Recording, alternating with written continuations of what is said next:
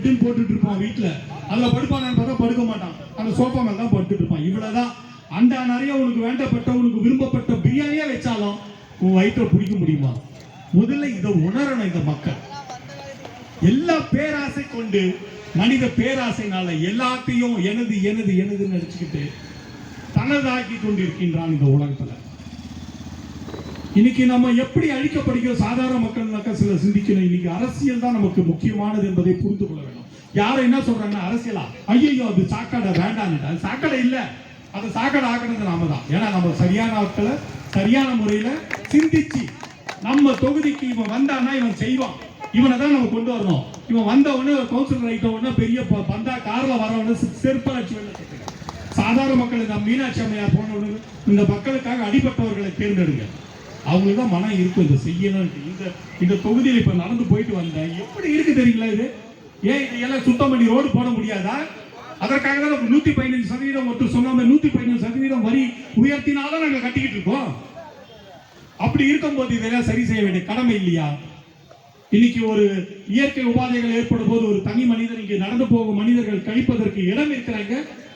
கோயிலுக்கு பக்கத்துல நாட்டு அடிக்கிற மாதிரி ஒரு இடம் கட்டி விட்டுருக்காங்க, எல்லாத்தையும் ஓப்பன்ல காவா ஓடிக்கிட்டு இருக்குது தண்ணி. என்ன இதெல்லாம் சரி பண்ண முடியாதா? எதற்காக மாநகராட்சி ஆக்கப்பட்டது? உலக வங்கியில கடனை வாங்கி நீ பாதி கொள்ளையடிப்பதற்காகவா? இதை மக்களுக்கு செய்வதற்காக அல்ல. இதற்காக தான் சமூக ஆர்வலர்கள் உங்களை தட்டி கேட்பதற்கு தானே எதிர்கட்சியாக செயல்பட்டுக் கொண்டிருக்கிறார்கள். ஆளுங்கட்சி நீங்க எந்த கட்சினா ஆளுங்க, நாட்டை ஆளுங்க, சந்தோஷம். ஆனா நீங்க அதிகார வர்க்கத்தில் அதிகாரத்தை கொண்டு துஷ்பிரயோகம் செய்யாதீர்கள். மக்களுக்கான செயல்பாடுகளை செய்யுங்கள். அதை பாதுகாப்பதற்கு அதை காவலர்களாக இருந்து செய்யாதவர்களுக்காக இந்த சமூக ஆர்வலர்கள் இருந்து கொண்டிருக்கிறார்கள். இதை உணர வேண்டும் இந்த அரசியல்வாதிகள். 2 துறை நல்லா இருக்கணுங்க, மக்கள் நல்லா இருக்கணும்னா. ஒன்று காவல்துறை, இன்னொன்று நீதித்துறைகள். இந்த 2 ஒழுங்காக செயல்பட்டிருந்தாலே சரியா போயிடும். ஆனா இன்னைக்கு புறையோடி போய் கிடக்குது. உச்ச நீதிமன்றத்தில் பார்த்தோம்னாக்கா 17 கோர்ட்டு தான் இருக்குது.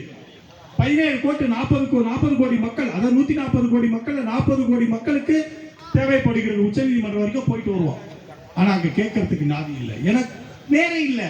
17 கோர்ட்ல எப்படி உங்களை கேட்டுட்டு இருப்பான்? தூக்கி விசிலடிச்சு 2 second. Yes, no, can't this cannot be accepted, this cannot be considered, this cannot be throw away. அதே நீங்க ஒரு அண்ணா நகர் பாலியல் வன்கொடுமை மாதிரி 50 லட்சம் ரூபாய் செலவு பண்ணி கூட அரசாங்கம் போது ஒரு சீனியர் கவுன்சில் சொல்லிக்கிட்டாங்க இருக்கவங்க. யாரோ சொன்ன மாதிரி அங்கே மூத்த வழக்கறிஞர்கிற பேரில் சிலர் இருக்காங்க. அவங்களுக்கு சாப்பிட்றது கூட ரோட்ல போய்கிட்டே காரில் இருந்து இறங்கி குடு ஓடுவான். அவனுடைய ஃபீஸ் 50 லட்சம் ரூபாய். அவன் போய் நின்று 2 நிமிஷம் பேசுவான். எல்லாருக்கும் அங்கே என்னென்ன நடந்துக்கிட்டு. நம்ம ஒரு இப்போ அண்ணா நகரில் ஒரு பாலியல் ஒரு குழந்தைக்கு நடந்தது. காவல்துறைக்கு போகிறாங்க. ஆனால் அவங்கள போட்டு என்ன பண்ணுறாங்க? புகார் கொடுத்தவங்களே உட்கார வச்சுட்டாங்க. அங்கே ஒரு கட்சிக்காரர் அவங்களுக்காக சிபாரிசு செய்தார், நீ பாதி பங்கு போட்டுக்கோ, நான் பாதி பங்கு போட்டுக்கோ. அந்த பாலியல் வன்கொடுமை நடந்ததுக்கு புகார் கொடுக்க போனாக்கா ஐயா சொன்ன மாதிரி சிஎஸ்ஆர் போட்டு கொடுக்கல, ஒன்றும் கொடுக்கல. ஆனால் புகார் கொடுத்த வந்தவங்களே உட்கார வச்சுட்டாங்க. அதுக்கு என்னுடைய நண்பரான சூரிய பிரகாஷ் அவர்கள் வழக்கறிஞர் நீதிமன்றத்தில் மறுநாள் சொல்லும் போது எடுத்து சொல்லும்போது சிபிஐக்கு உத்தரவிடுகிறது. இது எதுக்கு நான் ஒப்பா போச்சு சிபிஐக்கு உத்தரவிடுவோம். அப்படியே இருக்க வேண்டியதானே இந்த அரசாங்கம், மக்களுக்கான அரசாங்கம்.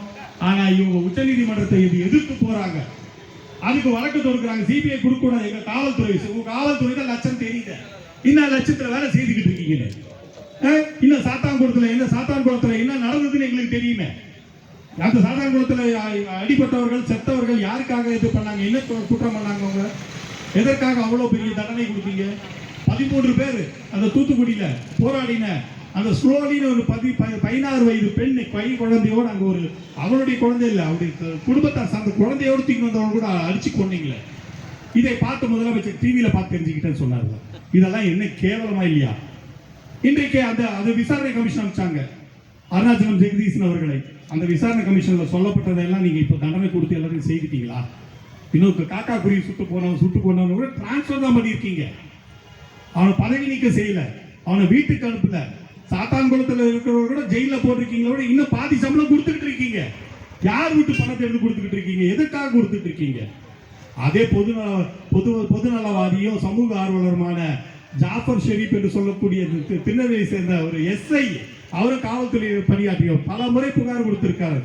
ஆனா அந்த புகார் எல்லாம் கருத்துல கொள்ளாம அவர் ரிட்டையர் ஆனதுக்கு அப்புறம் அவர் வெட்டி கொண்டது காவல்துறையினுடைய அந்த ஆய்வாளருக்கு தண்டனை கொடுக்கணுமா இல்லையா? கொடுக்கல. இப்படிதான் நடந்து கொண்டிருக்கிறது. இதுல ஒரு சில புல்லுரிகளும் இருக்கிறது. இங்க எனக்கு ஒரு நண்பர் சிட்லப்பாக்கம் ஒரு பள்ளிக்கூடத்தை சார்ந்தவர் ஒரு பெரிய விளம்பர பதாகை வைத்திருக்கிறார் வீட்டு மேல. அங்க வந்து நான் நிறைய பதாகைகள் இருக்கு. அந்த ஒரு பதாகைக்கு அந்த சமூக ஆர்வலர் பேர்ல அவர் ஏதோ புகார் கொடுத்திருக்காரு போலீஸ் காவல்துறை. உடனே போய் அதை எடுத்துட்டாங்க. அந்த பள்ளிக்கூடம் எனக்கு சொல்லும் போது நான் நோட்டீஸ் கொடுத்தேன். இது ஆய்வாளருக்கு, சிட்லப்பாக்கம் ஆய்வாளருக்கு 1 லட்சம் ரூபாய் நீங்க கட்டணும், நஷ்டம் கொடுக்கணும் அந்த பள்ளிக்கூடத்திற்கு அப்படின்னு. ஏன்னா மற்றதெல்லாம் நீங்க செய்யாம இது மட்டும் செய்திருக்கீங்க. இது என்ன அது விண்டு வெலாசிட்டி நிற்கும், எல்லாத்துக்கும் தாங்கக்கூடிய நிலையில தான் அது இருக்கு. இருந்தாலும் நீங்க அதை மட்டும் அகற்றினீங்க, மற்ற அகற்றல. இதை நான் கொடுத்ததுனால மற்றதையும் அகற்றினாங்க. இதுதான் சமூக ஆர்வலர்களுடைய பணி. நாம வந்து நியாயத்தின் பக்கம் எல்லாருக்கும் ஒரே சமம், சட்டத்தின் ஆட்சி நடைபெற வேண்டும். எல்லாருக்கும் ஒரு சட்டம் தான். அது நீதிமன்றத்தில் நீதிபதி ஆகட்டும், இல்ல கீழே இருக்கக்கூடிய ஒரு துப்புரவு பணியாளராக இருக்கட்டும், எல்லாருக்கும் ஒன்றுதான். சவுக்கு சங்கர் வீட்டில் மட்டும் இன்னைக்கு எதுவுமே மலத்தை கட்டிட்டாங்க, நாளைக்கு முதலமைச்சரான நீங்க உங்க வீட்டில் கொட்ட மாட்டானா?